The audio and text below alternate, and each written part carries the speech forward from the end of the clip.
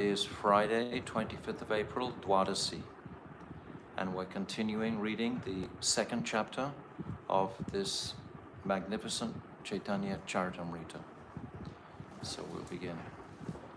Agyan Timirandasya Gyananjala Shalakaya Chakshu Unmilitam Jena Tasmai Shri Guruve Namaha Guruve Gaura Chandraya Radhikaya Tadalaye Krishnaya Krishna Bhaktaya Tarabhaktaya Namo Namaha Shri Chaitanya Manobhishtam Shtapitam Jena Bhutale Swayam Rupa Kadamayam Dadati Swapadantikam Priya Sarupe, Daita Sarupe, Prema Sarupe, Sahajavi Rupe Nijana Rupe, Prabhueka Rupe, Tatana Rupe, Swavilasa Rupe Anapita Chirim Chirat Kurunavarati Kalo Samarpaitam Unnata Ujvala Rasam Swabhakti Shriyam Haripurata Sundaradu Tikatam Basatipita Sadakar Dare Kandare Spuratu Vasachinandanaha Yam Pravajantamanapetiam Apeti Krityam Dvaipaino Viraha Katara Ajuhava Putre Titam Mayatayo Tarabo Vinidustam Sarvabhutam Hridim Munimanatoshmi Bhaktya Vihina Aparada Lakshay Shiptascha Karmadi Tarangamadye Kripa Maitvam Sharanam Prapana Brinde Namaste Charanarvindam Bhajami Radham Aravinda Netram Smarami Radham Madhurashmitasyam Vadami Radham Karuna Varadram Tato Mamanasti Katina Kapi Tavaivasmi Najivami Tvaivina Iti Vignaya Radhe Tvam Nayamam Charanantikam. I'm first of all offering millions and millions of Dandavat pranams unto the lotus feet of my beloved Gurudev, Adi-lila Pravishta Om Asto Tarazara Shishimad Srila Bhaktivedanta Narayan Goswami Maharaj. And I'm offering the same again, millions and millions of times, unto the lotus feet of our most beloved Adi-lila Pravishta Om Asto Tarazara Shishimad Srila Bhaktivedanta Swami Srila Prabhupada. And again, I'm offering millions of Dandavats unto the lotus feet of our dearmost Srila Krishna's Kaviraj Goswami and all our illustrious Rupanuga Guru Varga and all the Vaishnava and Vaishnavi devotees of the Lord. My Dandavat pranams to all of you. Vancha kalpa turupyascha kripa sindhavevacha patitanam pavnibhyo vaishnavebhyo namo namaha. So, in the first chapter, we conclusively established the necessity of Guru. Without this principle, nothing can transpire. We are in this material world, and without the ray coming from that spiritual realm through the heart of Sri Guru, we cannot possibly achieve that higher realm. Completely impossible. So this first chapter was describing excuse me, describing Guru Tattva. And now this chapter is describing that Lord Chaitanya is that Supreme Personality of Godhead. And we've described how this must be rock solidly presented in order to establish the very esoteric teachings that are going to sit on top of this Tattva Siddhanta that we're discussing now. So we've been pretty much going over the Brahman and Paramatma realizations, which are a part of Bhagavan. They're partial aspects of Bhagavan. So this is the topic that we're into. So up to verse 25, text 25. I'll just read the translation of the verse before that, just to put us into the picture. This is on page 130, if you have this edition. O King, know him who is causeless, and yet is the cause of creation, maintenance, and annihilation. He exists in the three states of consciousness, namely waking, dreaming, and deep sleep, as well as beyond them. He enlivens the body, the senses, the breath of life, and the heart, and thus they move. Know him to be the Supreme. This is the Supreme Lord.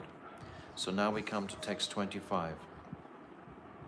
Jaya Jaya Shri Caitanya Jaya Nityananda Jaya Dvaita Chandra Jaya Gaura Bhakta Vrinda Bhakti Yoge Bhakti Paya Yanhara Darshana Surya Yena Swagihara Deka Devagana.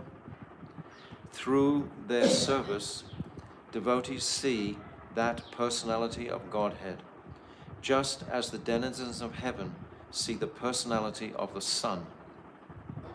The personality of Godhead has his eternal form, which cannot be seen by material eyes or mental speculation.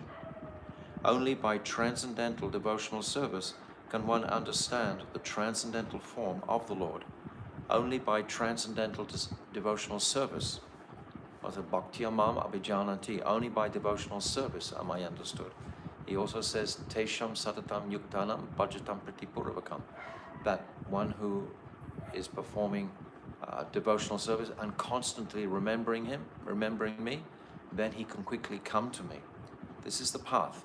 This is the personal. This is the rahasya. We described it yesterday.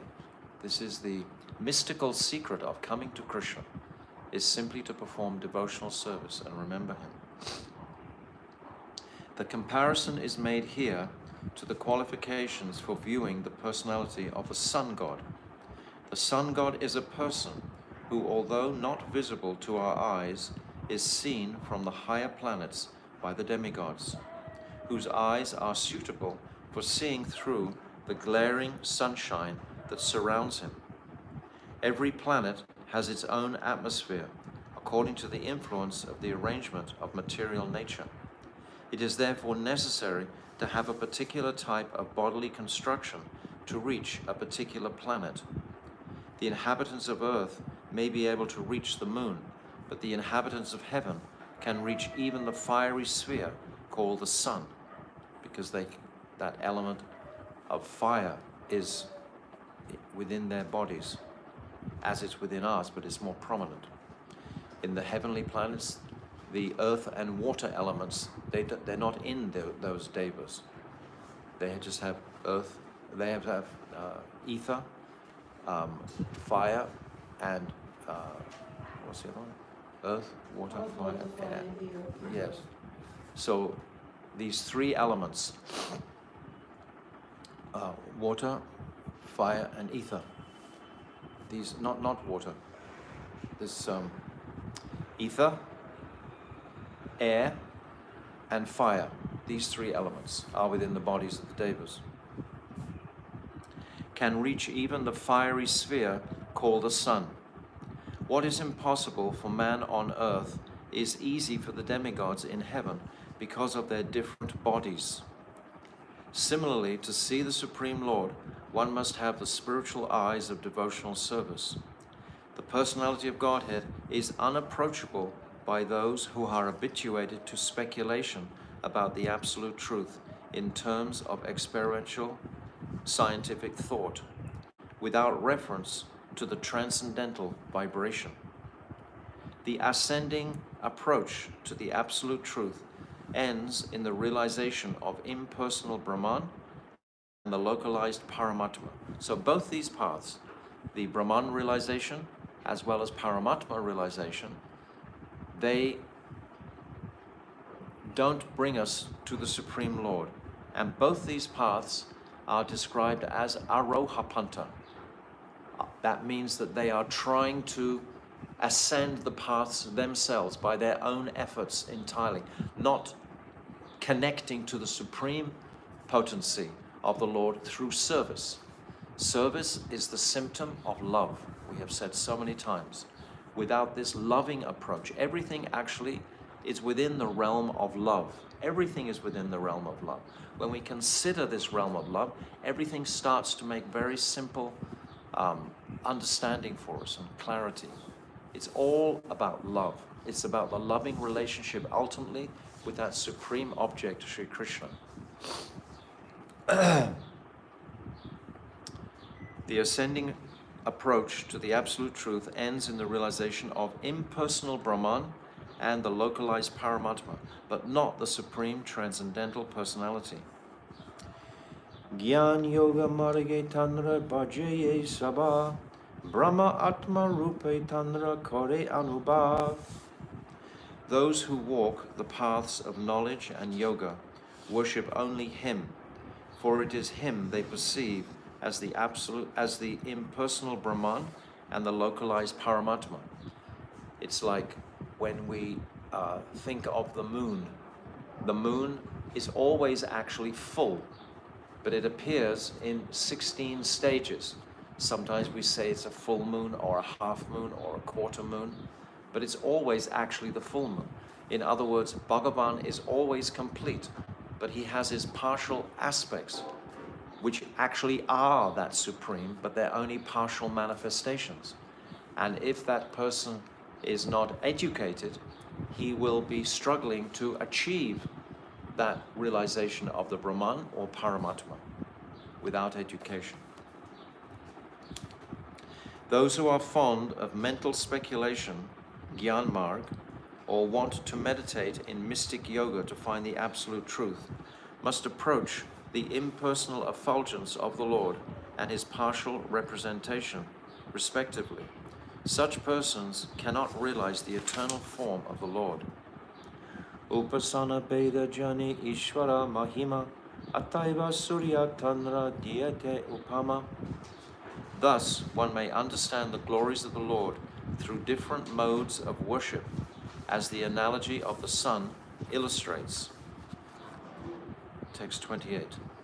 Se Narayana Krishna Swarupa Abed Eka e Vigraha Kintu Akara Vived.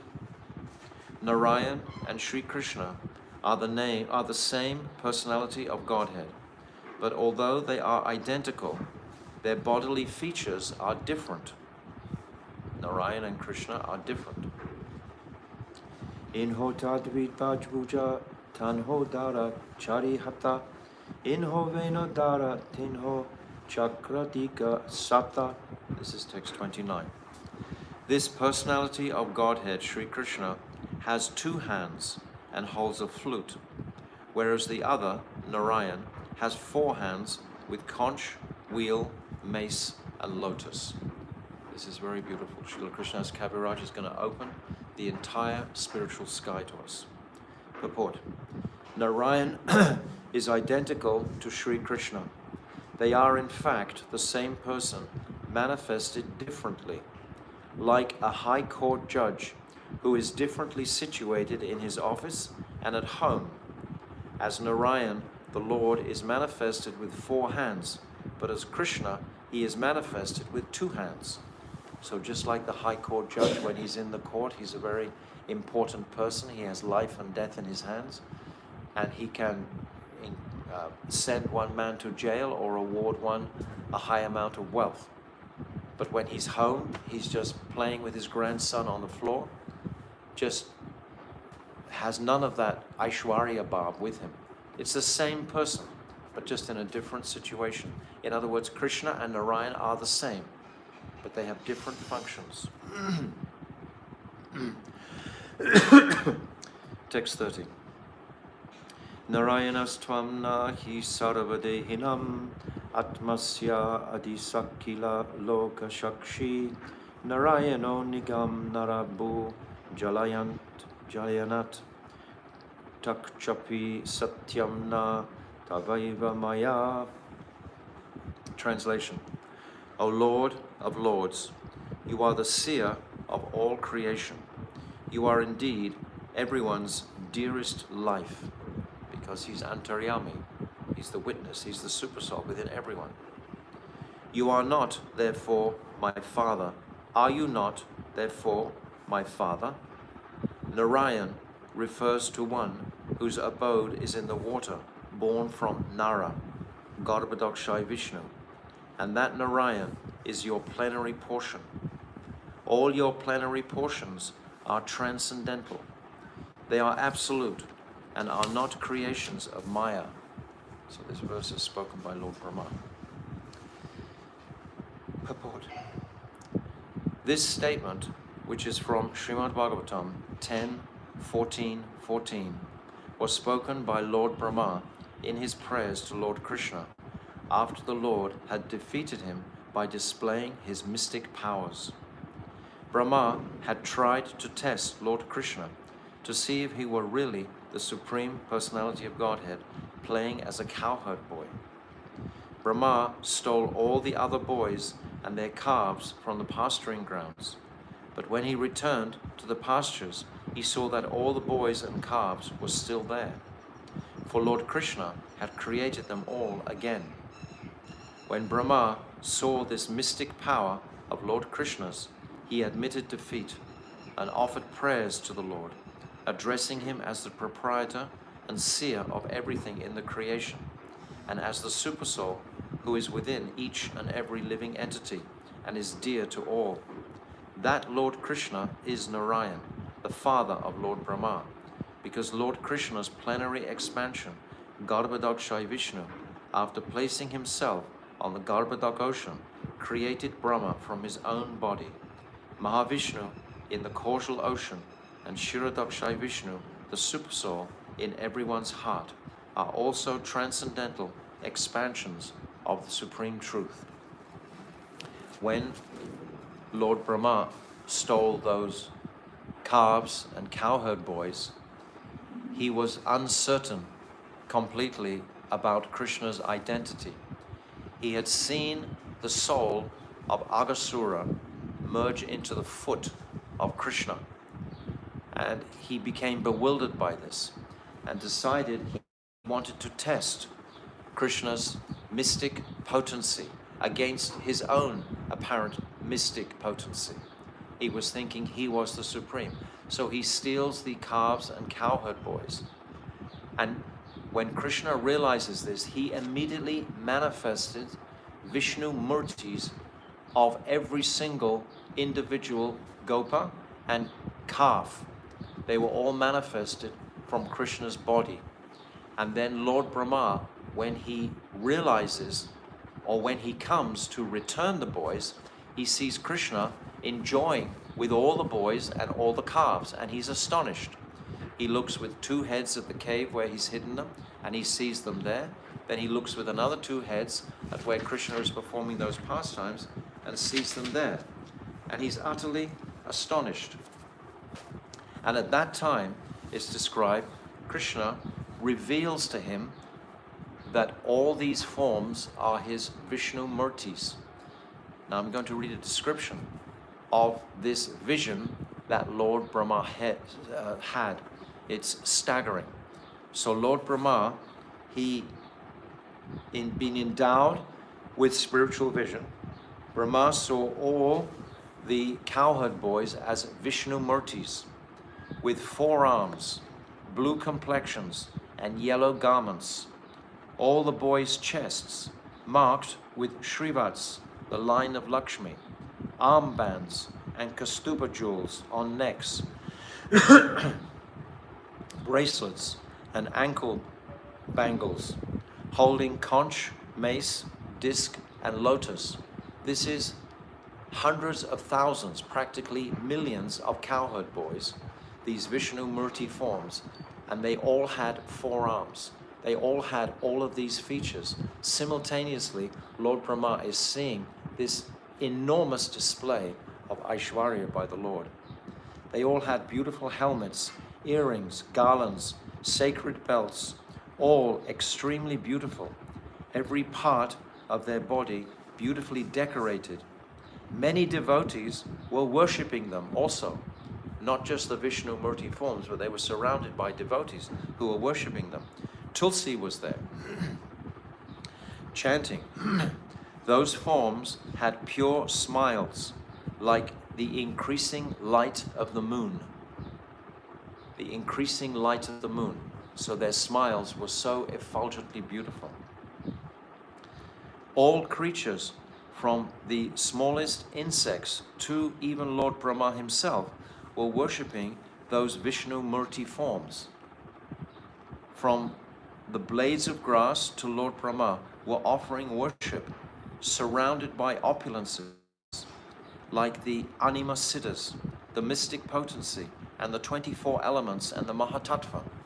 All of these personalities were worshipping each individual Vishnu Murti form. Then Lord Brahma saw Kala, time. He saw Svabhav, his own nature. He saw the sanskars, the reformations. He saw Kam, desire. He saw Karma, fruitive acts. He saw the gunas, all taking forms and worshipping the Lord. All had eternal, unlimited forms, full of knowledge, bliss, and beyond time. Lord Brahma, seeing all this, his 11 senses, jolted by astonishment and stunned by transcendental bliss, became silent. So this was the amazing darshan that Krishna allowed Lord Brahma to have after he'd stolen all those gopas and calves, just to implant fully in Lord Brahma. Understand, he creates all these planetary systems. He inspires them all to be, all the progenitors to populate all the planetary systems. So many mystical occurrences happen in the life of Lord Brahma. So he has to see a pretty amazing spectacle to step out of his own brilliance. You understand? To see Krishna's brilliance. So then it's described his 11 senses were jolted and he was stunned. Then he comes down from his swan carrier. And the devas, they never set foot on the ground. But this time Lord Brahma does. And he prostrates himself on the ground. And he's weeping and weeping in transcendental ecstasy, offering prayers to the Lord. So this is one of the prayers that Lord Brahma has been offering. So understand the demonstration of Krishna's opulence that he's showing to Lord Brahma. It's very, very powerful. So now, text 31. Shishuvatsa Hari Brahma Kori Aparad Aparada Shamite Magena Prasad. After Brahma had offended Krishna by stealing his playmates and calves, he begged the Lord's pardon for his offensive act and prayed for the Lord's mercy. Text 32. Tomara Nabi Padma Hoite Amra Janmodaya Tumi Pita Mata Ami Tomara Tanaya. I took birth from the lotus that grew from your navel. Thus you are both my father and my mother, and I am your son. Text 33. Pitta Mata Balakera Naloi Aparad Aparada Shame More Karaha Prasad. Parents never take seriously the offenses of their children. I therefore beg your pardon and ask for your benediction. Text 34. Krishna Kahina Barama Tomara Pita Narayana Ami Gopa Tumi Kache Amara Nandana. Sri Krishna said, O Brahma, your father is Narayan. I am but a cowherd boy. How can you be my son? Text 35. Brahma Balina Tumi Kini Haya Narayan Tumi Narayan Suna Tahara Karan. Translation. Brahma replied, are you not Narayan? You are certainly Narayan. Please listen as I state the proofs. So it's very wonderful how Srila Krishnadas Kaviraj is bringing this example to establish the Supreme Personality of Godhead. That Krishna is that Supreme Personality of Godhead. Text 36. Prakriti Prakrita Shristya Yata Jiva Rupa Taha Atma Tumi Mula Swarupa. All the living beings within the material and spiritual worlds are ultimately born of you, for you are the supersoul of them all. Purport.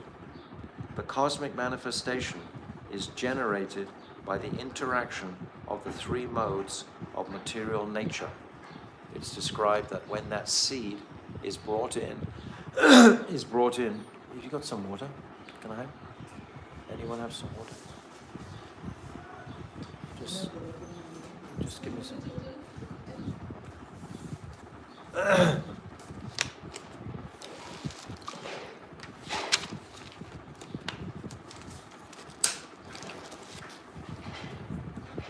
When Shambhu brings that seed containing the jiva and time into the womb of Durga Ma, it's described that that time factor agitates, or rather the time factor, yes, it agitates the Mahatattva, which generates the three modes of material nature.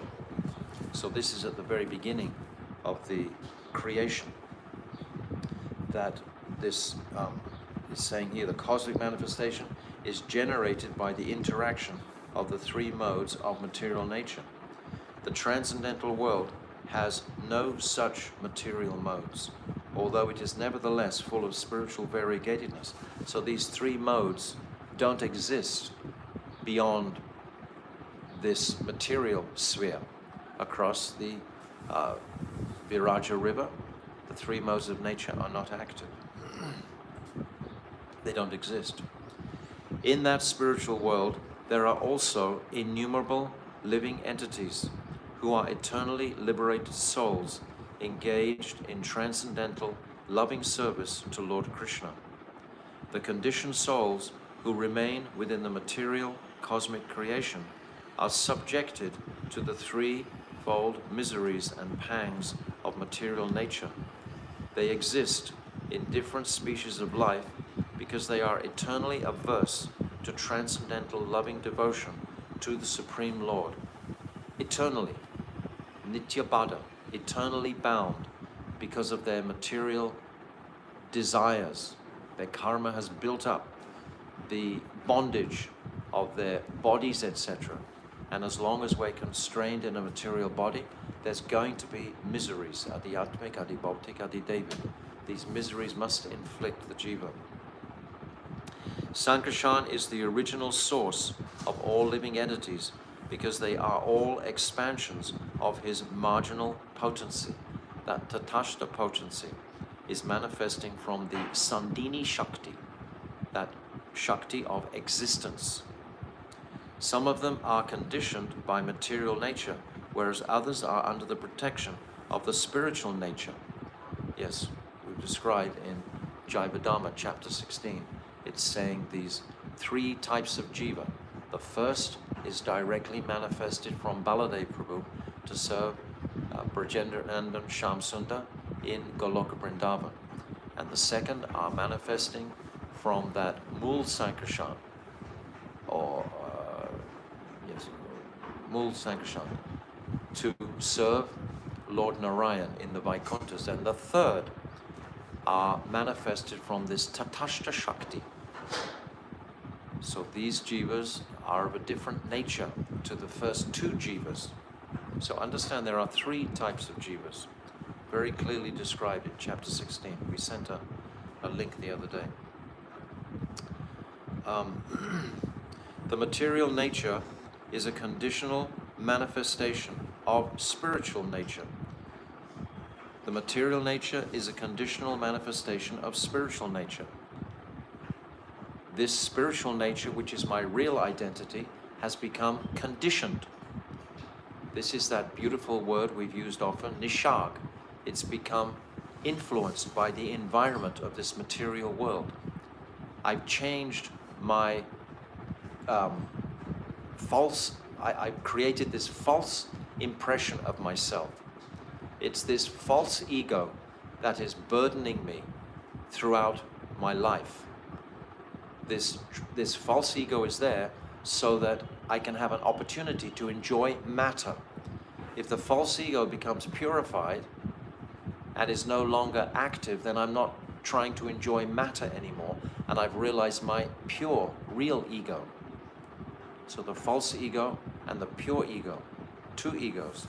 It's the false ego that's manifesting now, trying to enjoy matter.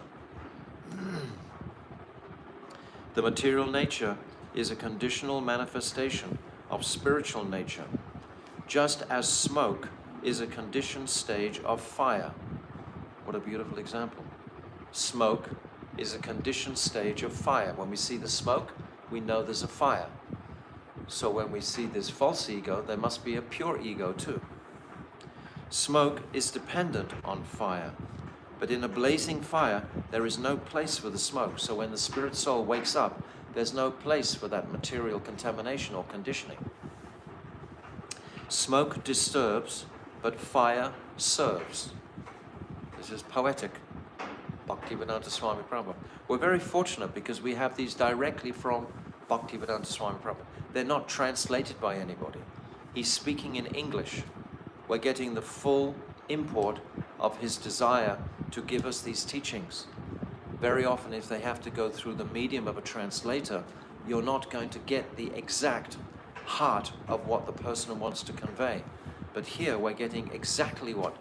That's why it's so shocking and appalling that people should think they should change these words, which has been done in some cases in the Bhagavad Gita especially.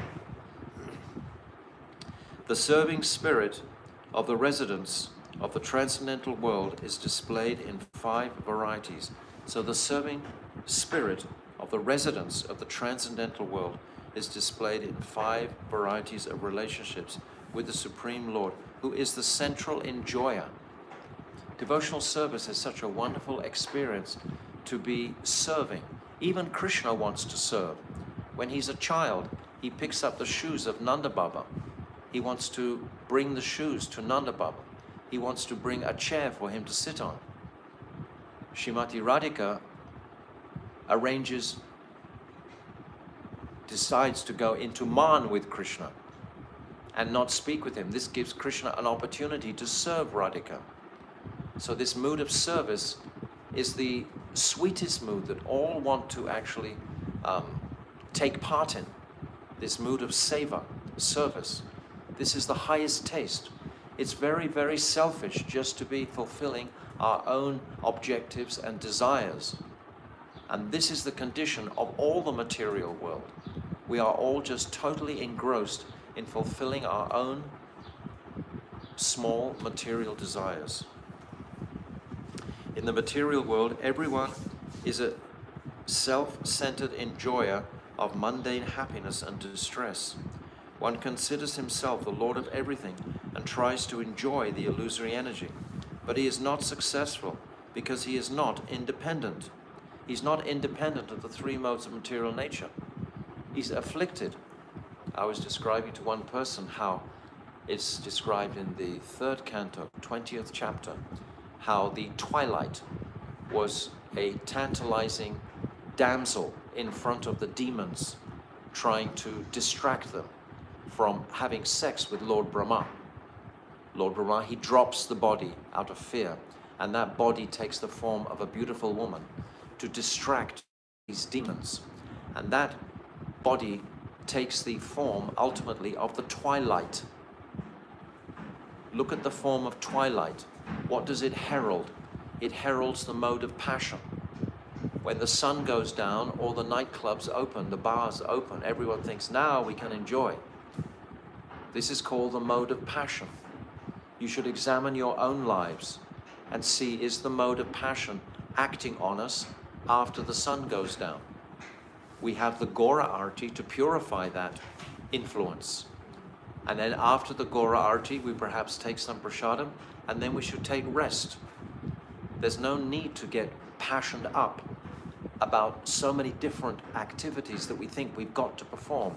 Because if we are wise, we will realize that the sweetness is in the early morning hours, because in the next verse, in this same chapter 20 in the 3rd canto, it's described that Lord Brahma, he drops the dawn in front of the demigods to sport with, because the dawn is the most beautiful time.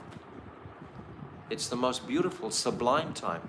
The devotees want to be awake. They also want to be awake through the whole Brahma Muhurta hour. The Brahma Muhurta hour starts at around 3:30 in the morning. If we miss that Brahma, there's only one mode of goodness in the whole 24 hours of the day.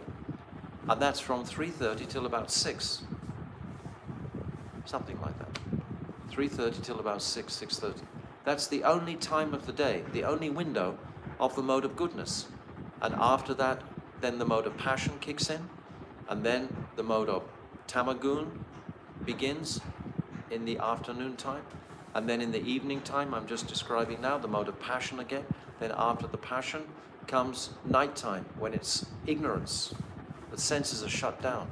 So in the whole 24 hours of the day, there's only one window of goodness, the mode of goodness acting, the Brahma Muhurta hour, from 3:30 till about 6ish, something like that. That's the only time of the day. So if we neglect that time, if we're not able to be awake in that time, and at that time, of course, also, this is the sweetest of all the leelas. In the 8 yamas of the day that are described for our meditation, this is Nishanta Lila. This Nishanta Lila is when Radha and Krishna are at their most intimate point of contact and exchange. Their bodies are practically stuck together. All their decorations have been washed off with their perspiration. Their garlands are smashed, their necklaces are broken. All their decoration is gone. Their hair is even entangled, etc. But then, this is the highest form of time of meeting, and is also the highest time of separation. And then Shri Radhika has to go back to Javat, Krishna has to go back to Nandagaon. And they are afraid that Jyotila will come and catch them. So this meeting and separation is very, very powerful during this Brahma Muhurta hour. So all serious sadhaks are always awake at that time. And if you want to be awake at that time and not sleepy, then you have to go to bed before the mode of passion captures you in the evening time. That means at 8 or 9, latest. If you're not resting at that time, how are you possibly going to get up and be alert and awake during that Brahma Muhurta hour? You're not going to be able to make it. So we have to become wise. What's that expression? Early to bed, early to rise, it makes a man healthy, wealthy, and wise.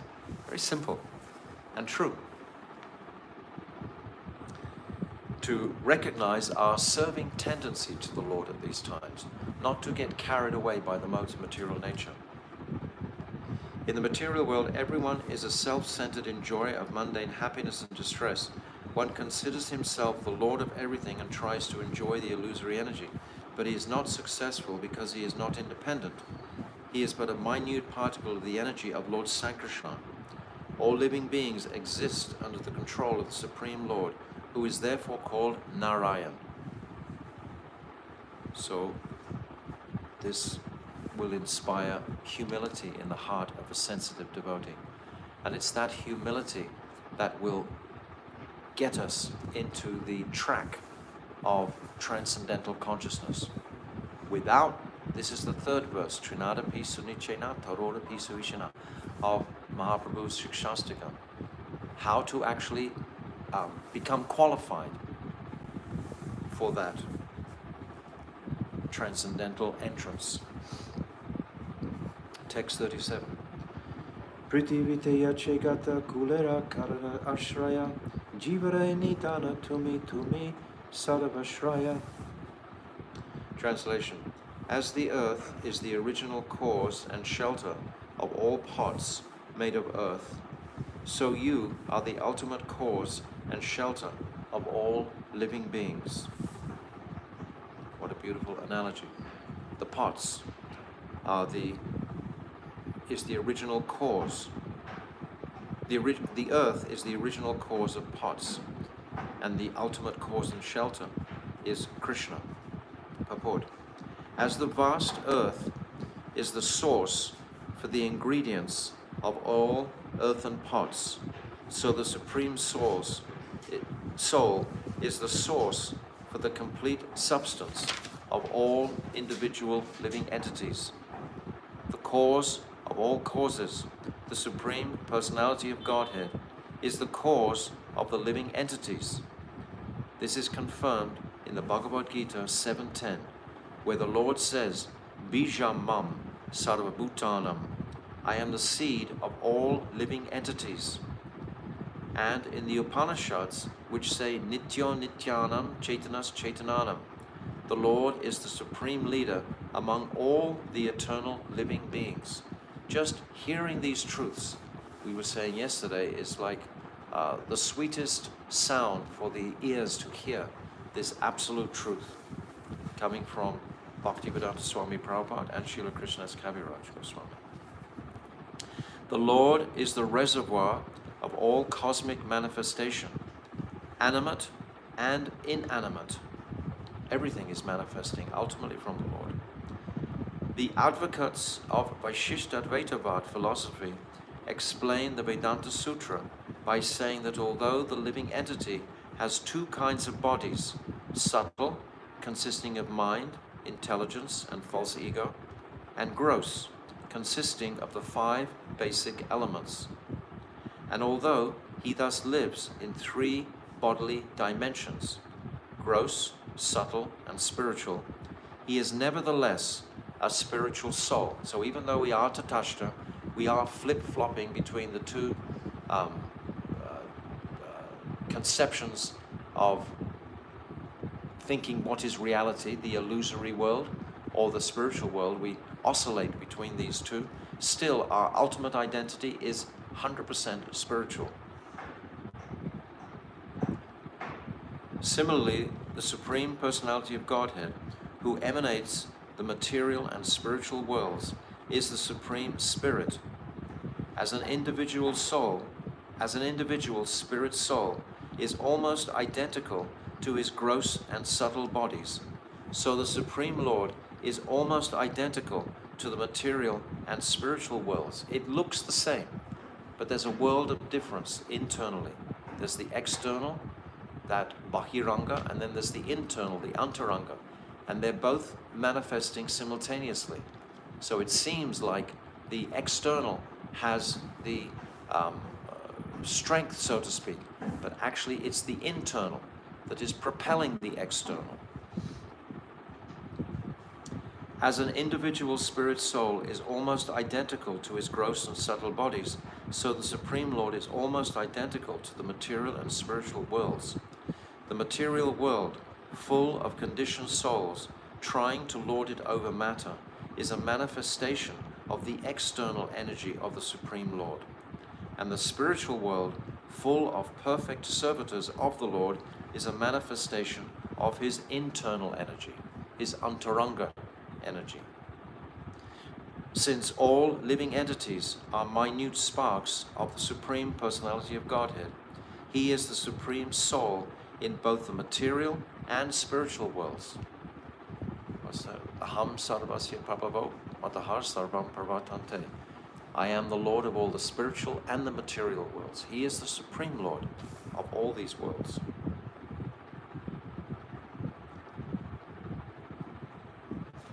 He is the Supreme in both material and spiritual worlds. The Vaishnavas, following Lord Chaitanya, stress the doctrine of Achintya Bheda Abheda Tattva, which states that the Supreme Lord, being the cause and effect of everything, is inconceivably, simultaneously one with his manifestations of energy and different from them. So we said that beautiful verse, Yatama Hanti Bhutani Bhuteshu Cha Vaneshachu. This is the 3rd verse of the Chatushloki. Again, this is referencing this rahasya of devotional service. And this Achintya Bheda Bheda Tattva, this is the culmination of what Prabhupada has just been saying. We are completely spirit, and we've given that example many times. You take a spoonful of water from the ocean. The constitution of the water in the spoon of water is the same as the body of the ocean, right? It's exactly the same, except the ocean is billions of times greater than the tiny little spoonful of water. So this similarity is called Achintya Bheda Abheda Tattva, which is what Mahaprabhu came to teach and describe very clearly. Because previously the Sampradayas from Ramanuja, Madhva, Nimbaditya, Vallabha Sampradaya, they all believed that they were unsure of how they understood that the jiva is a part of Krishna. Is he fully Krishna, or is he just a part of Krishna? And Mahaprabhu has reconciled this, saying that the jiva is both at the same time, simultaneously one and different. This was his reconciliation. Text 38. Nara shabde kahe sarva jivare nishchaya ayana sabate kahe tara ashraya. Translation. The word Nara refers to the aggregate of all the living beings, and the word Ayana refers to the refuge of them all. Text 39. Ataiva tumi hoya mula narayan eka hetu tun suna dvaita karana. You are therefore the original Narayan. This is one reason. Please listen as I state the second. Text 40. Jivara Ishvara Purusadi Avatara Tanha Shaba Hoite Tamara Aishvara Apara. The direct lords of the living beings are the Purush incarnations, but your opulence and power are more exalted than theirs. So these Purush avatars are manifesting from Lord Narayan. Text 41. Ataiva adistvara tumi sarva patpita tomara shakite tanra jagata rakshita. Translation. Therefore you are the primeval Lord, the original Father of everyone. They, the Purushas, are protectors of the universe by your power. So he's putting the whole ontological line very clearly here into like a vision for us, coming from Brajendranand and Shyam Sundar all the way down to Lord Narayan, coming from this Chatuvyuha, the two Chatuvyuhas from Sankarshan. There's Sankarshan and then the Mool Sankarshan manifesting as Lord Narayan, then the three Purusha avatars, then Lord Brahma. 42. Narera arayanyate kaha palana ataiva hayatumi mula narayan. Translation. Since you protect those who are the shelters of all living beings, you are the original Narayan. Purport. The controlling deities of the living beings in the mundane worlds are the three Purush avatars, but the potent energy displayed by Sri Krishna is far more extensive than that of the Purush. Sri Krishna is therefore the original Father and Lord who protects all creative manifestations through his various plenary portions. Since he sustains even the shelters of the collective living beings, there is no doubt that Sri Krishna is the original Narayan. Can you open the curtains? I can't see so much. Thank you. Not the windows, just the curtains. Yeah. Text 43. Titiya karana suna Shri Bhagavan Ananta Brahmanda Bahu Vaikuntadidam. Text 43.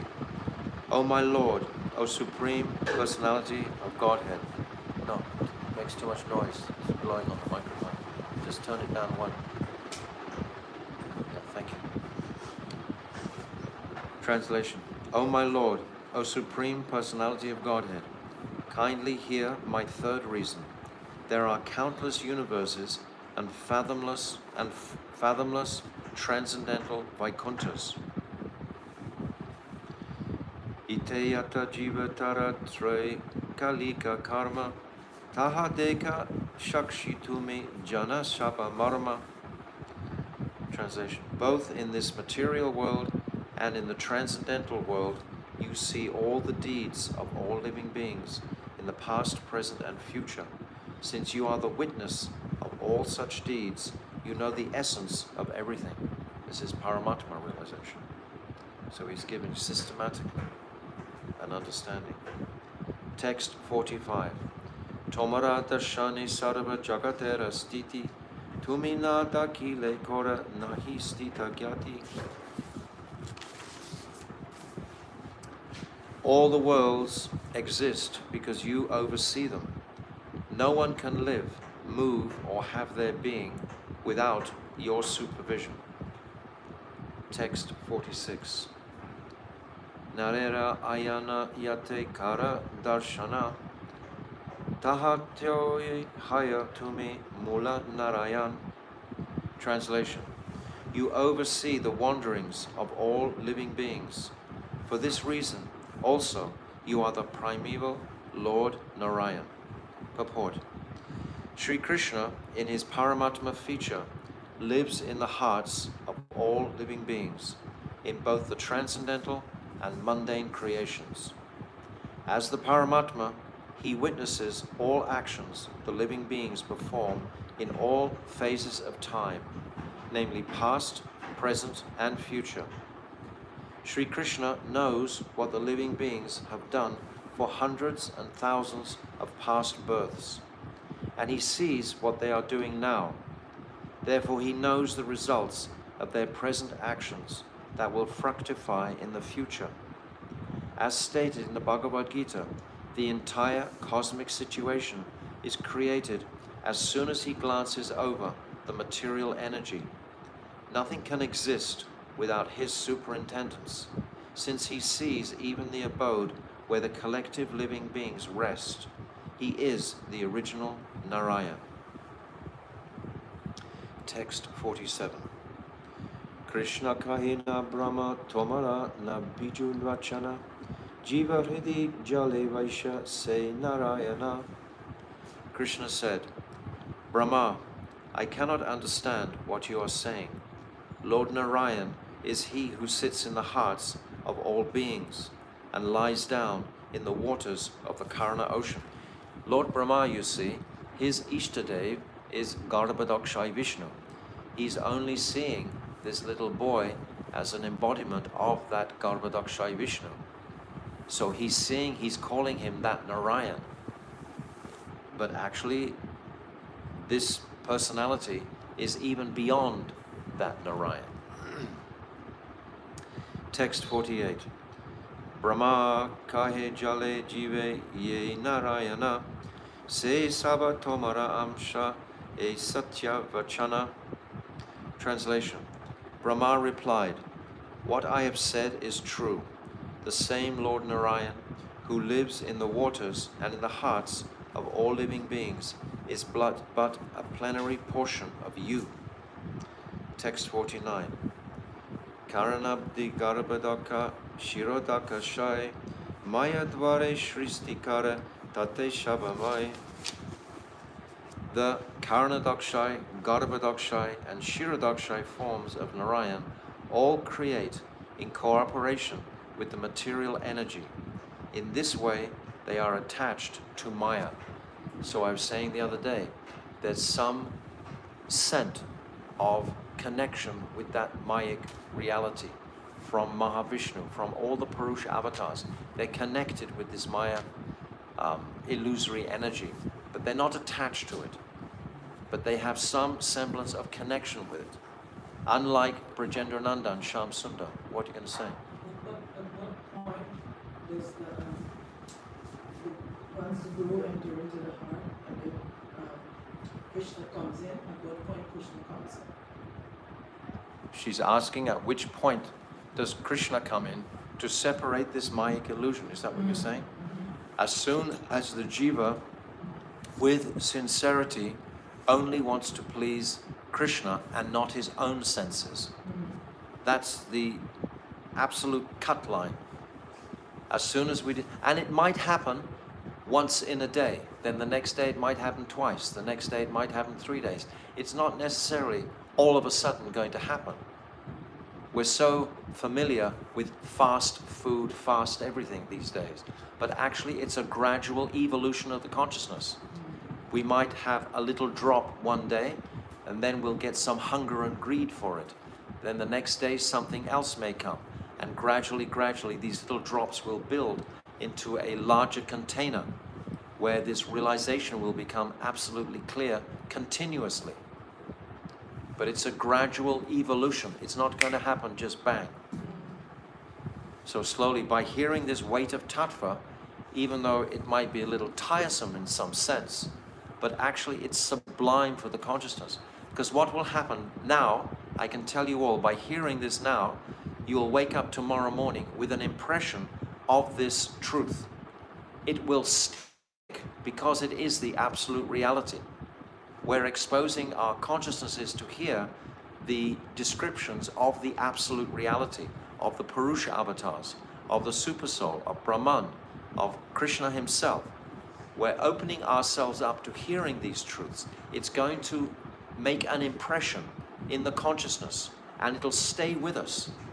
Even if we're not comprehending it, if we're just appreciating it, it'll make an impression which something can be built on. Gradually, this will be built on like a foundation. Understand? Because it's a huge edifice. It's a huge construction that we're actually attempting to achieve here. We're attempting to come from this illusory material world where we've been conditioned for unlimited billions of births, and we're trying to cross this ocean into transcendence. It's not going to happen instantly. We'll get little windows opening along the way. It'll gradually dawn on us. And after some years, we'll become more familiar with these topics. And then after more and more years, we'll become more familiar with the topics. And when you get an opportunity to speak about these topics, that'll become even more realized. So we have to have the desire to speak on these topics, not just ramble some speculative idea, but on these topics. Text 50. Oh, it's saying, the last sentence of that translation we've just read, in this way they are attached to Maya. I said they weren't attached, but they are attached to Maya, performing their duties. But they're not attached the way we are attached to Maya. They're not attached to any result from that. They're attached to performing their functions, their designated functions. They're not like the demigods. They perform their functions, but they become attached to their functions. They don't recognize the Supreme Lord. They recognize him as a great, powerful personality, but they don't recognize him as the Supreme Personality. The demigods, they all worship the Brahman effulgence ultimately, because this is what Brihaspati is described as being Brahman realized. So he's the spiritual master of all the devas. So the devas are worshipping that Brahman effulgence also. So the material world is working under Garbhodaksha Vishnu, Garudaksha Vishnu, Kishadaksha Vishnu. Garbhodaksha Vishnu, Kshirodaksha Vishnu. All Mahavishnu is manifesting the universes, and then within those universes there is by the perspiration of Mahavishnu, he again lies down in that ocean as Garbhodak ocean, and then from that the navel comes from the Garbhodak ocean. Then Lord Brahma, he begins to manifest all the different entities, and then within each entity Kshirodaksha Vishnu manifests. This is amazing management. If we can consider that this could just happen by chance, this is absurd. The delicacy and extremity of Krishna's manifestation in this world is so amazing, but it's comprehensible. We can understand these to some degree. We can rationally understand it. To actually have realization of this, we have to leave our bodies and have our vastu cities, our eternal natures, to actually fully have realization. But we can perceive this to some degree. Setina jale sai sarva antaryami brahmanan vrindara atmaye purushinami. These three Vishnus lying in the water are the supersoul of everything. The supersoul of all the universes is known as the first Purush. That's Kshirodaksha Vishnu. Text 51.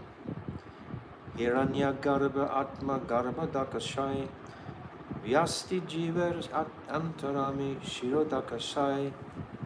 Translation: Garbhodakshay Vishnu is the supersoul of the aggregate of living entities, and Shirodakshay Vishnu is the supersoul of the individual living entities.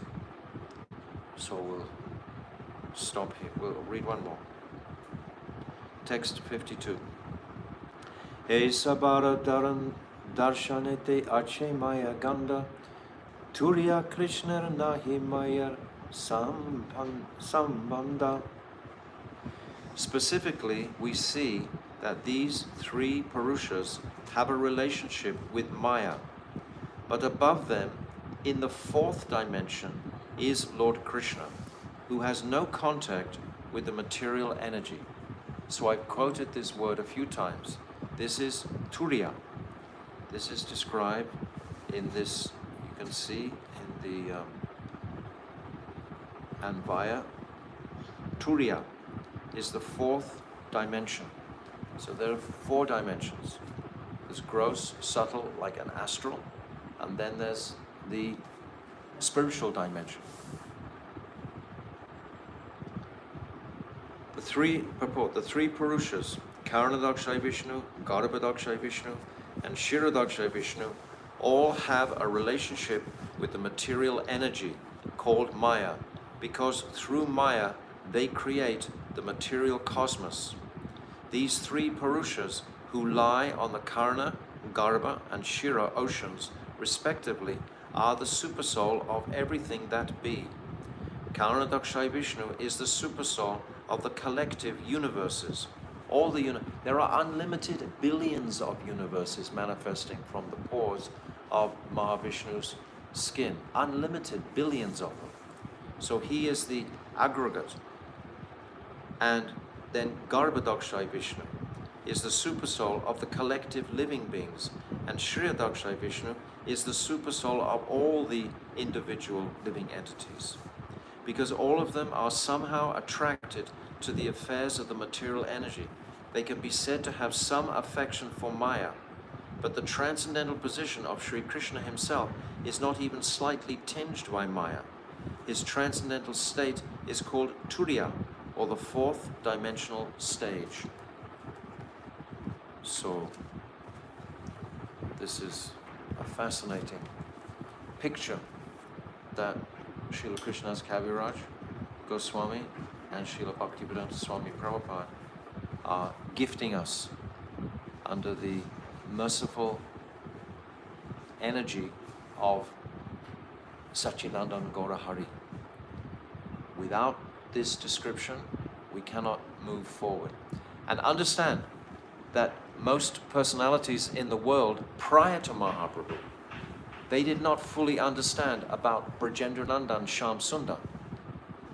Most, maximum, were understanding about Vaikuntha. Very few were understanding what is Madhurya realm, this loving realm. It's Mahaprabhu who has opened all this out only 500 years ago. Prior to that, it wasn't as accessible. Practically, it was covered over completely. Most sages and spiritual seekers would just go towards the Brahman, or further austere yogis would go towards the Paramatma. But no one had information about Brajendranandan Shyam Sundar. This is just coming from Mahaprabhu. Understand it deeply. What mercy Mahaprabhu is actually giving. It's not just a big hodgepodge, it's a complete historical thread that you can appreciate coming from just in one four cycles, one kalpa, these four cycles coming through. We can gauge the historic evolution of consciousness. And there are 1,000 cycles in the day of Lord Brahma. And it's only one time that Mahaprabhu comes in that whole day of Lord Brahma. So